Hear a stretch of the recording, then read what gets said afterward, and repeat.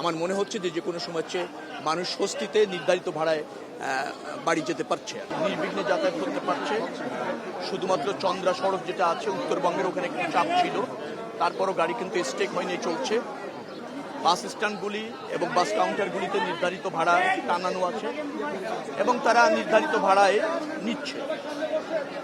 Bus stand এবং বাস কাউন্টারগুলিতে অতিরিক্ত ভাড়া নেওয়ার কোনো অভিযোগ অথবা দৃশ্যমান কোনো প্রমাণ আমরা এখনো পর্যন্ত পাইনি। নির্ধারিত ভাড়াই সবাই নিচ্ছে।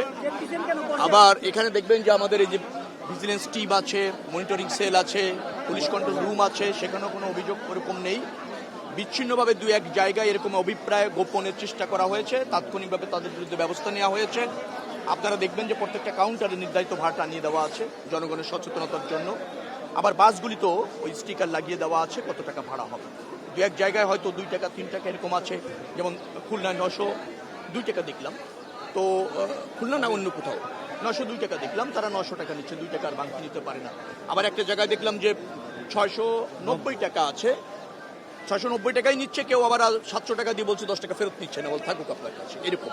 তবে নির্ধারিত ভাড়ায় নিচ্ছে এবং আপনারা দেখছেন যে এখানে নির্ধারিত ভাড়া ডিজিটাল ডিসপ্লে অন্যান্য জায়গায় সচেতনতাভাবে টানিয়ে দেওয়া আছে। আমার মনে হচ্ছে যে কোনো সময় চেয়ে মানুষ স্বস্তিতে নির্ধারিত ভাড়ায় বাড়ি যেতে পারছে। এটা হলো আমার অবজারভেশন। আমি ঘুরে দেখছি, সমস্ত জায়গায় গিয়ে দেখার চেষ্টা করছি। খুব বেশি অনিয়ম পরিলক্ষিত হয়নি।